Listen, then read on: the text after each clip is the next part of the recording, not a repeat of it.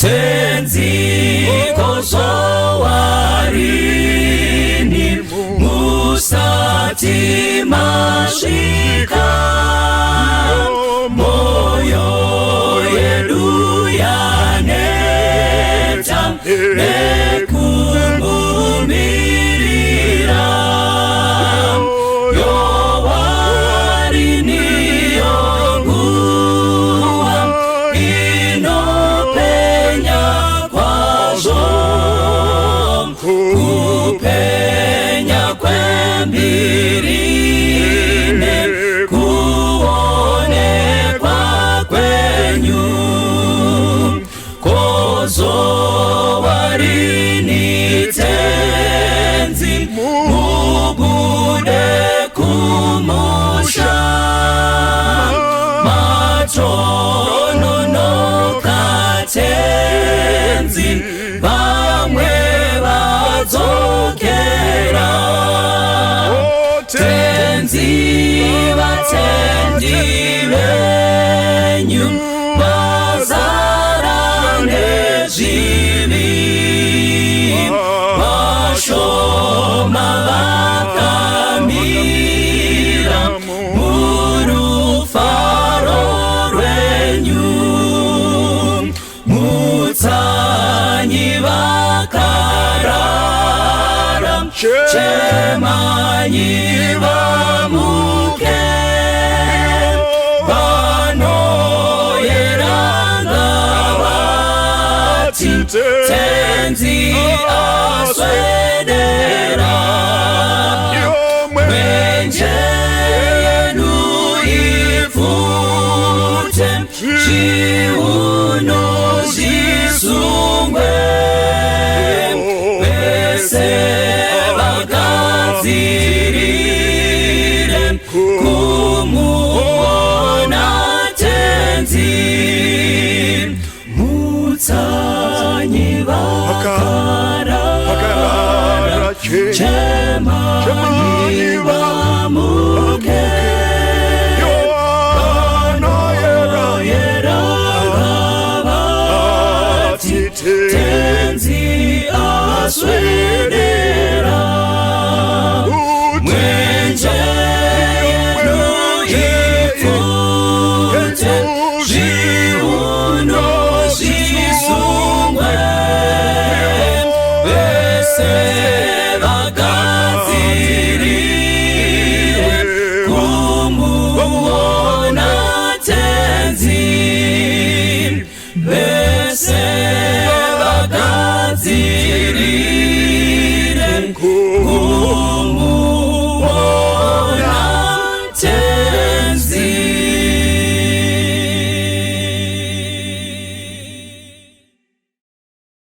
Kwazwai vana vaMwari, takutenda Ishe nekutiwanisa zvomwe mukana wokudzidza soko rawo. Kati mokudzidza kwatichaita nhasi tida kudzidza nemusoro wenyaya unotiwo kutsvaga kufadza vaJudha.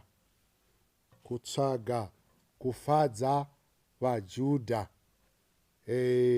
Regai tinzwe kuti Bhaibheri rinoti kudii pamusoro penyaya tichange tiri kudzidza nezvayo. Tikaenda pana Galatians chapter 1 tinosvika pana Galatians chapter 1 vesi ya 1 iri kutiyo panapa, Pauro muapostora usina kubva kuvanhu kana kumutumwa usina kana kutumwa nomunhu asi naJesu Kristu naMwari Baba wakamumutsa kubva kuvakafa. Pauro ari kuti iye achizvintrodusa kuvaGaratia ari kuti iye inini Pauro muapostora handina kubva kumunhu, handina kana kutumwa nomunhu asi naJesu Kristu naMwari Baba ndo vakandimutsa kubva kuvakafa. Mukati mekurarama kwaPaul achiita basa raaifunga kuti basa iri ibasa rakarurama, achiuraya vatendi, anosanganikwa naye namuponesi Jesu panzira yeDhamasiko. ndo paanotaura naye, onzi Sauro, Sauro, unonditambudzireiko? Iye akati, ndimaniko Ishe? Zvikanzi, ndini Kristu waunotambudza. Ndo kwaanotorwa naKristu. Ndosaka ari kuti inini handina kubva kuvanhu, ndakatobva kuna Mwari. Saka kana ndokuparidzirai vhangeri, handikuparidzirei vhangeri inobva kuvanhu kana inokufadzai, asi ndinotaura vhangeri inobva kuna Mwari, nekuti ndinobva kuna Mwari. Mukutaura kwaPaul, ari kutaura achizivisa vanhu kwaanobva. Ari kuvazivisa, ari kuratidza kuti haana kana fevha yaanoda kubva kuvanhu, nekuti haana kubva kuvanhu, saka haatsvagi kana fevha kubva kuno umwe munhu. Kune vanhu vakawanda vane vanhu vavo, vanitori nemazita ekutoti inini ndiri wanhingi, nekuda kwokuti ndiye akandiunza kusangano rinoi. Kana achiita zvinhu anotsvaga kuti amufadze. Ndosaka daisa musoro nyaya unoti kutsvaga kufadza vaJudha. Hande pana Romans chapter 8 verse ndeya 8 iri kutiyo, zvino vari munyama havagoni kufadza Mwari. Vanhu vari kurarama nenyama, vachiita zvinodiwa nenyama, havagoni kufadza Mwari. Saka Pauro paari kuti inini handina kubva kuvanhu, handiudzwi zvokuita navanhu, kana kuti handina kubva kuvanhu, handiite zvinoda vanhu. Ndezvekuti ari kuti inini nekuda kwokuti handisi munyama, ndiri muna Kristu, nekuti anototi inini handichini ndinorarama, asi akurarama mandiri ndiKristu. Saka ari kuti panapa handigoni kufadza vanhu, zviri nani ndifadze Mwari. Galatians chapter 1 verse ya 10 ine zvairi kutidzidzisa pavhesi ya 10 iri kutiyo, nokuti zvino ndinoita ushamwari navanhu here, kana naMwari? Kana ndinotsvaka kufadza vanhu here, kana kufadza vanhu? Naizvozvo handizaiva muranda waKristu. Zvikanzi panapa, ndingaita ushamwari navanhu here? Ushamwari hwandingaita inini, ushamwari hwandingatoita naMwari, kwete nevanhu. Nekuti ndikatsvaka kufadza vanhu, handingave muranda waKristu. Vakawanda vanotsvaka kufadza vanhu, vakawanda vanoita zvinhu zvekuda kuti ndida kufadza nhingi. Saka mukuda kufadza vanhu, vanogona kupinda ivhini kana muchivi, nekuti ari kutsvaka kufadza munhu. Kune zvinhu zvandakaona zvinoitwa nevanasikana nevanhukadzi, zvekuti vanotsvaka kufadza munhurume. Uchiona munhu achibvisa nguo dzake, achisangana achirara nemunhurume, havasina kana kubvisa sendi kumba, nekuti ada kutsvaga kumufadza. Ndakaona vanasikana vakawanda chara kuti ndaigodi, ndaida kuti asaende, asi akasiyiwa iye amufadza. Saka hazvisi nyaya yekufadza vanhu, zvaiva nani kuti ufadze Mwari. Soro nyaya uri kuti kutsvaka kufadza vaJudha. Ngenyi iwe uchitsvaka kufadza vaJudha? Ngenyi uchitsvaka kufadza vaJudha? Yesu ungavafadza hako, asi mukati meBhaibheri rangu randiroverenga mazuva ose, handina kuona wakafadza vaJudha ane zita riri mutsamba roupenyu. Inzwai zvinotaura Mark chapter 15 verse ya 15 iri kutiyo panapa, zvino Pirato, nokuti wakanga achida kufadza vanhu vazhinji, akavasunungurira Bharabhasi, asi Jesu wakamuroveresa akamuisa kwavari kuti aroverwe pamuchinjikwa. Pirato wakatsvaka kufadza vanhu vazhinji. Mukutsvaka kwake kufadza vanhu, akatumira Jesu kuti aende kundoroverwa pamuchinjikwa, kwakutsvaka nzira yekuti afadze vanhu. Akaona akabvunza akati, zvino ndiani wandingakusunungurirai, Bharabhasi kana Jesu? Zvikanzi navanhu nekuti waida kuti avafadze, zvikanzi tisunungurire Bharabhasi, asi Jesu ngaaroverwe. Kutsvaka kufadza vaJudha. Ndinoda kufarira nyaya iyi yekusunungurwa kwaBharabhasi. Ndakati ndiri kutsvaga kuti nyaya iyi ine zvimwe zvaimiririrwa nayo here kuOld Testament. Ndakaona ndichidzidza pamusoro pembudzi yainzi Azazieri nembudzi yaMwari.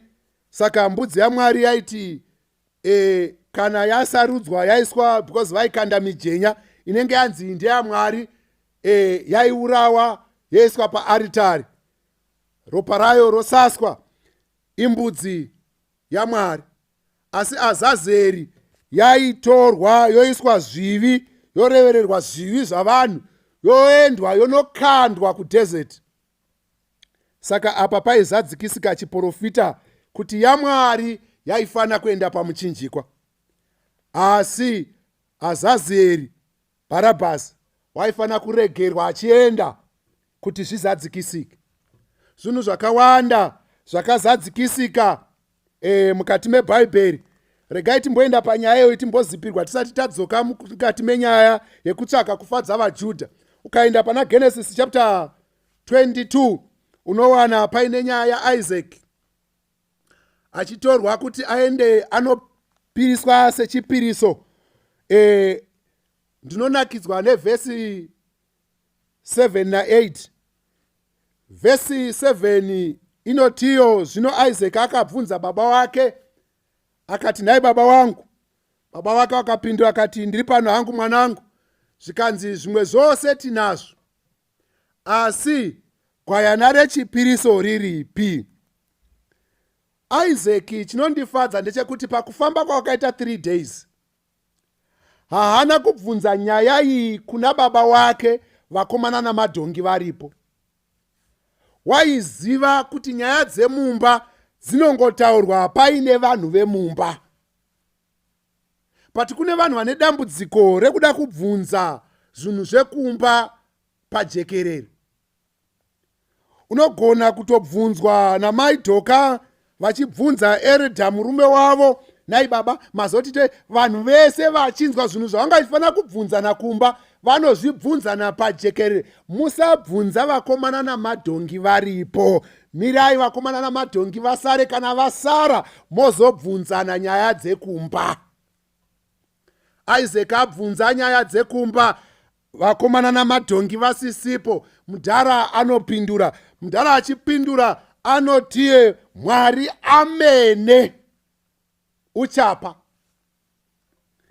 God himself, iye Mwari amene, ndiye uchapa chibayiro. Saka mudhara paari kupindura, ari kupindura nyaya iyi achirakidza kuti Mwari amene ndiye uchazvipa sechibayiro, because ari kuti God himself, Mwari amene. Saka mudhara apindura. Enda pana Genesis chapter 20 verse 7 inotiyo, paya pakambonyepa mutana achiti, uyu munhu uyu ihanzvadzi yangu. Inozoenda pavhesi 7 pova panzi, imi mambo imi, regerai mukadzi wemunhu nekuti munhu uyu muprofita. Ndombotsvaga kuti mudhara akaprofita papi paari kunzi muprofita. But anoprofita pana Genesis chapter 22 verse 8 paanoti God himself, Mwari amene uchazvipa sechibayiro kuvana vake. Kaenda Genesis chapter 22 verse 6, Abrahamu anotora huni kwa kutakudza Isaac. Abrahamu atora huni achitakudza Isaac. Ukatsvaga nyaya yacho unoona kuti kuNew Testament unovaona vachitakudza Jesu muchinjikwa. Nyaya iri kuzadzikisika yechiprofita chakaitika pagomo reMoria, kuti mukomana paaitakura huni dzake dzechipiriso, Jesu unotakura muchinjikwa wake. Saka mudhara akaprofita zvokwadi kuti God himself haana kureva nhema. Mudhara atakura huni, atakudza mwana huni. VaJudha nekuti vakanga vatsvaga kufadzwa, vanotakudza Jesu muchinjikwa. Mudhara ukaenda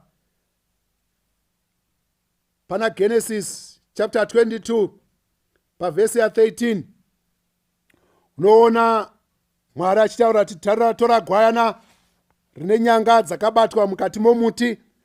VaJudha vanoti vakuendesa Jesu pamuchinjikwa, vanotora crown yeminzwa kuti chiprofita chemudhara chizadzikisike. Mwari ngaavongwe. Saka tira kungoti tizive kuti hakuna chinhu chaitika kuOld Testament chisina kuzadziswa kuNew Testament. Asi regai tidzidze nyaya yedu yekutsvaka kufadza vaJudha. Andei pana Acts chapter 24 verse ndeya 27. Acts chapter 24, mabasa avapostori chapter 24 verse ndeya 27. Regai tidzidze tione kuti Mwari anoti kudii kwatiri. Zvikanzi panapa pavhesi ya27 pana Acts chapter 24 verse ya27 iri kuti iyo panapa, asi makore maviri akati apera, Petro Feriko akapinda panzvimbo yaFirikos. Zvino Firikos achida kufadza vaJudha akasiya Pauro akasungwa. Waitsvaka kufadza vaJudha kwakusiya Paul ari muusungwa nekuda kutsvaka kufadza vaJudha. Zvingani zvatiri kuita mukati meupenyu tichitsvaka kufadza vaJudha? Tiri kusiya hama dzedu dziri mukati mematambudziko nekuda kufadza vaJudha. Takatsvaka kufadza kunyangwe vezvematongerwo enyika. Takatsvaka kufadza vari munyika. Takatsvaka kufadza maneighbors tikarova madzimai. Takatsvaka kufadza vari munyika. Tikadzinga vana vavakoma, tikadzinga vana vevaning'ina, tichitsvaka kufadza vaJudha. Ko, wadirei kutsvaka kufadza vaJudha? Zvaingadii waingatsvaka kufadza Kristu pakutsvaka kufadza vaJudha? Ukatsvaka kufadza vaJudha, hazvaingakuitira kuti uponeseke. Wadii watsvaka kufadza Mwari? Regai tiende pana Acts chapter 25 verse ya 9. Mabasa avapostori chapter 25 verse ya 9 iri kuti iyo panapa, zvino Festo achida kufadza vaJudha akapindura Pauro akati, unoda here kukwira Jerusarema undotongwa ko pamberi pamusoro pezvinhu izvi? Waitsvaka kufadza vaJudha. VaJudha vane zvinhu zvakawanda zvavanoda zvavaiita. Vaingotsvaka kufadza vaJudha. Ukadzidza Bhaibheri rinondibuditsira pachena imwe nguva Herodhi anotora Jakobho kwakumuuraya. Zvikanzi Herodhi aona kuti zvafadza vaJudha akasunga naPitawo. Wakatsvaka zvaifadza vaJudha. Zvingani zvatiri kuita mukati meupenyu hwedu zvekutsvaka kufadza vamwe vanhu zvisinei nechekuita kufadza Mwari? Zvine kawanda zvatakaita. Wakatadza kugara nemwana womukoma wako nenyaya yekuti maneighbors aitaura zvaanoda ukatsvaka kuvafadza. Wakatadza kuendesa mwana watete vako nherera iyaye nekuti waitsvaka kufadza vaJudha. Wakatadza kuita zvimwe zvinhu zvawaifanira kuti uite nekuda kwokuti waida kufadza vaJudha. Vamwe vanhu vachitsvaga kufadza vaJudha, umwe muroora akazotora foni kwakufonera shamwari yake. Amwene vake vabva kumusha vasvika pamba avagadzirira tii, vari kunwa tii nekuti waida kutsvaga kufadza shamwari yake. Kwakufonera shamwari yake zvikanzi, shamwari, chikopokopo chalenda chiri kutonwa dhiziri. Ndivamwene vari kunzi chikopokopo chalenda chiri kunwa dhiziri nekuti ada kutsvaga kufadza shamwari yake, achiti vamwene vakamuchengetera murume kusvikira akura asvike pakumuroora vakunzi chikopokopo chiri kunwa dhiziri, vachinwa tii ndo iri kunzi dhiziri. Nekutsvaka kufadza vaJudha. Wadirei kufadza vanhu nekushusha vamwene vako? Wadirei kufadza vanhu nekutambudza hama dzako? Kune vamwe vasingadi kana kushanyirwa nehama dzavo, vanoti dzikasvika chaanotanga kubvunzwa nechekunzi mafonerani. Iwe wakambofonerani kuti uve panyika? Kuri kutsvaga kufadza vaJudha. Inini vangu kumba kwangu vakangouya zvisina nemusoro wese, ndotovaudza kuti dzokerai. Patirega ndikudze hama, nerimwe rezuva tichataura mumwe musoro nenyaya unotiwo tinogona kungomuka tafanana. Ende zveshuwa tinogona kumuka tafanana usisina zvauri kuvhaira nazvo zviri kukutadzisa kuchengeta hama uchitsvaka kufadza vaJudha. Usatsvaka kufadza vaJudha, tsvaga kufadza Mwari, nekuti kufadza Mwari kune zvikomborero zvikuru izvo zvinoita kuti tirarame zvakanaka, Mwari achitiitira nyasha. Tsvaka kufadza Mwari, usatsvaka kufadza vaJudha. Vose mukati mebhaibheri vaitsvaka kufadza vaJudha. Ukaenda kuOld Testament unosvika painana Kora nana Dhatani vaiita mbiri yekunetsa Mozisi vachitsvaka kufadza vazhinji, asi vanhu ivava huvawani vakamedzwa nepasi. Vaitsvaka kufadza vaJudha. Ko iwewe ngenyi uchitsvaka kufadza vanhu, uchiitira hama dzako utsinye nekuda kwokuti unoda kutsvaka kufadza vaJudha? Tikaenda pana Acts chapter 12 pabva pavhesi ya1 kusvika pavhesi ya5, ndo patinowana nyaya yaHerodhi achitsvaka kufadza vanhu. Kwakutobata Pita, kwakutomisa mutrongo, amuisa mutrongo, Pita kwakutozobuditswa nengirozi, asi iye chaaitsvaka ndechekufadza vaJudha. Hama wadikani, regai nitaure ndichiti ngatiregei kutsvaka kufadza vaJudha. Zvainga zvakadii tingatsvaka kufadza Mwari? Tikatsvaka kufadza Mwari, izvozvo zvichaita kuti kunyangwa namazita edu anyogwe mutsamba roupenyu, Mwari achitiitira nyasha. Kaenda pana Luke chapter 2 pavhesi ya52, inotiudza pamusoro pekukura kwaJesu, zvikanzi mukukura kwake wakafadza Mwari navanhu. Saka chatingaita muupenyu kufadza Mwari navanhu, kwete kufadza vaJudha. Nekuti vanhu vazhinji vachitsvaga kufadza vaJudha vakaita zvinhu zvakawanda, zvimwe zvacho zvinoitika even mukati mechechi.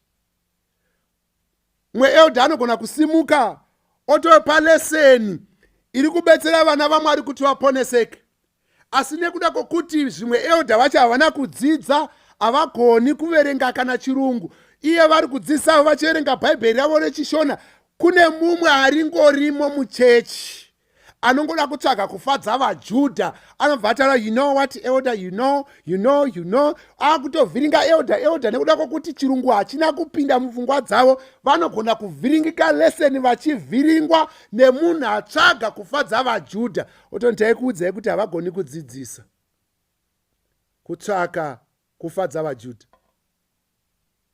Wadirei kuita zvinhu zvakadaro? Tinokota mabhuku akawanda tichitsvaka kufadza vaJudha.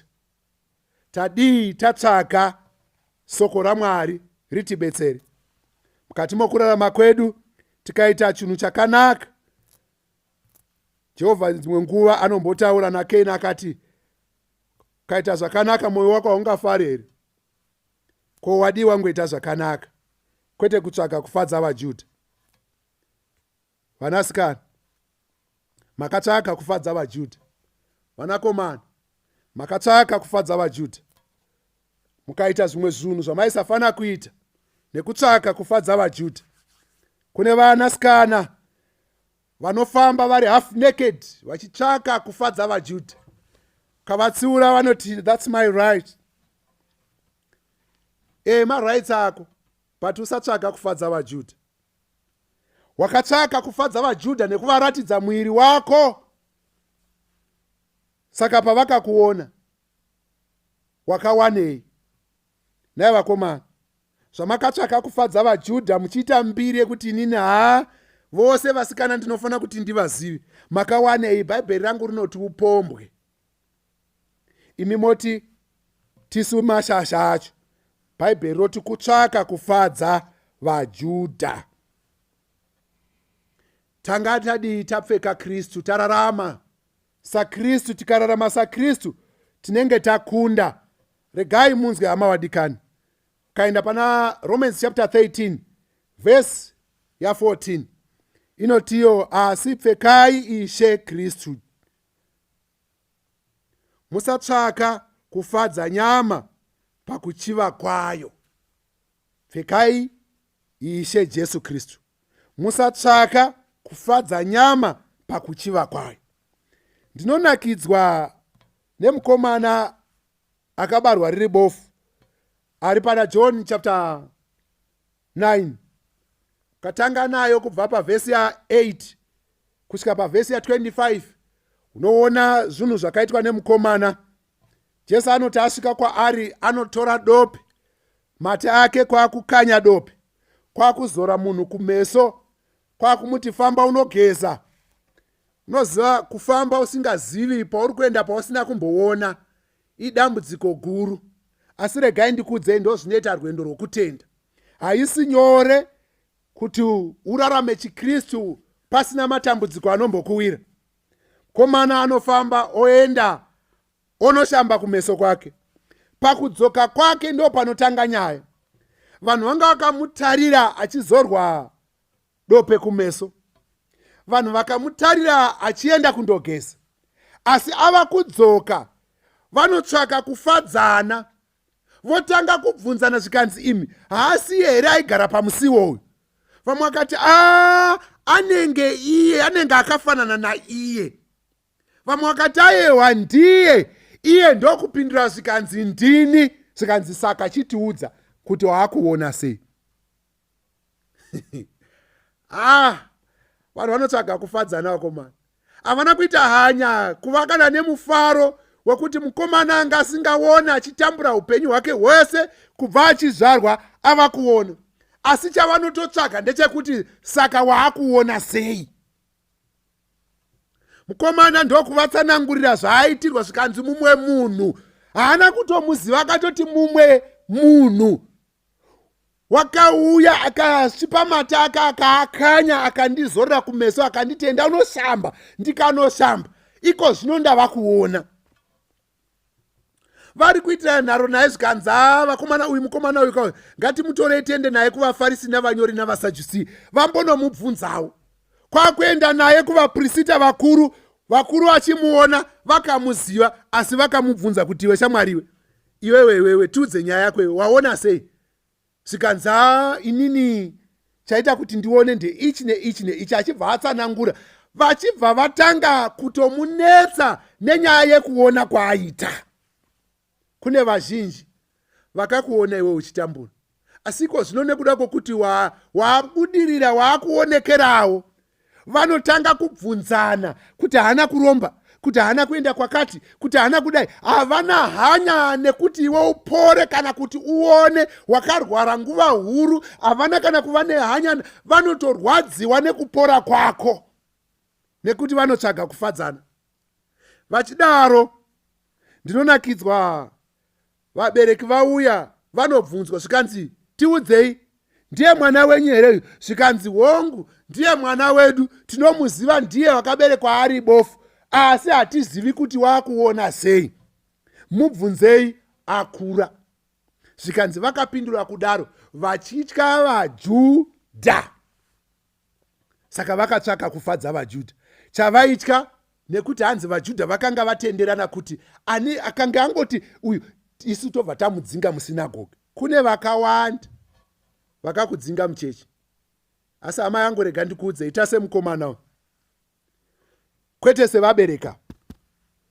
Nekuti vabereki vakatsvaka kufadza vaJudha, asi mukomana vanoti vamudanazve kechipiri.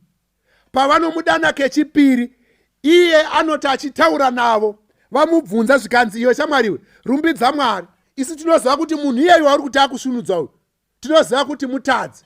Zvikanzi naiye, kana imimi muchiziva kuti mutadzi, ini handizvizivi. Chandinoziva ndechekuti ndaiva bofu, asi iko zvino ndovona. Mwari ngaavongwe. Iye haana kutsvaga kufadza vaJudha, asi wakavazivisa zvokwadi. Unoziva kana uchinge waponeswa naKristu, so hautsvagi zvakawanda, unotsvaka kuudza vanhu zvokwadi inovaponesa.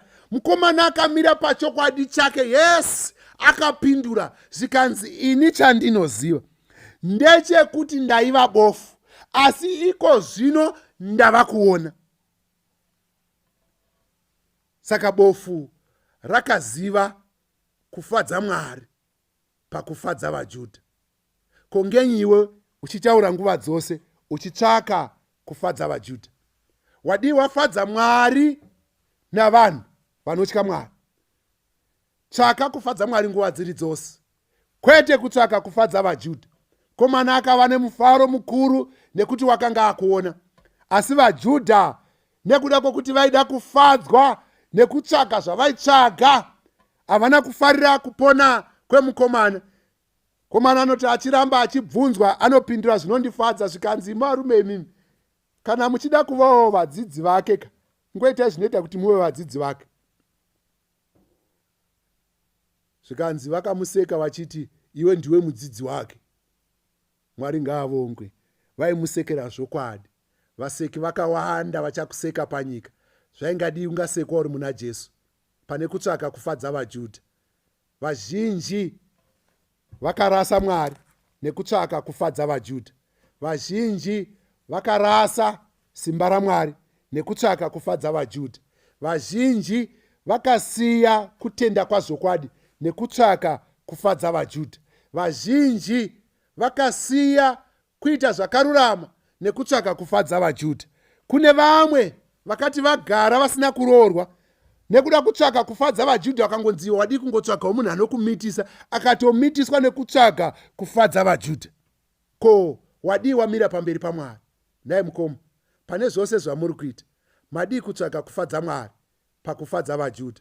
Dai Mwari aingakuitirai zvakanaka, aingakukomborerai. Varipo here vanotsvaka kufadza Mwari kwete kufadza vaJudha? Kana varipo vanotsvaka kufadza Mwari, ko zvino pachange chinamata, simudzai maoko enyu tipinde panguva yekunamata. Mwari agotibatsira, agotikomborera nekusingaperi. Regai tipinde mukati memunamato. Kuna Baba wedu ari kumusoro kudenga, tinomutendai nekuda kwokuti muri Mwari uye munotidzikinura kubva kune vakaipa. Mwari wedu, tipei simba rekufadza imi Mwari pakufadza vaJudha. Titenderei kuita zvakarurama, tirege kufadza nyika ino, nekuti munotiti musaenzaniswa nenyika ino, nekuti nyika ino inotsvaka kufadza vanhu, asi isu totsvaka kufadza imi Mwari nekuti muri Mwari wazvokwadi. Tipei simba iri nekuti makatendeka uye hamutinyadzise. Nezita raJesu tonamata, amen.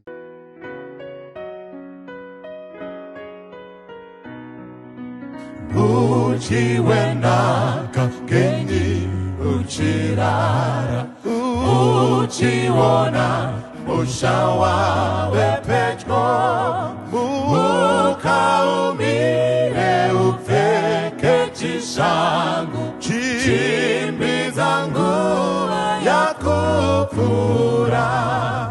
Ndudzi dzenyika dziri kunyongana, dziri kubvunda kwazvo nekutya, inzwa makuru ngoro tobunda ujiwe naka usanonoke usanyengedzwe nezviro zvenyika rufaro rwayo runopfuura ziya ruchiva nepfuma yepasi ujiwe naka chisiya zvese bisa musoro ziso ritarise uone mbiri ya Jesu mambo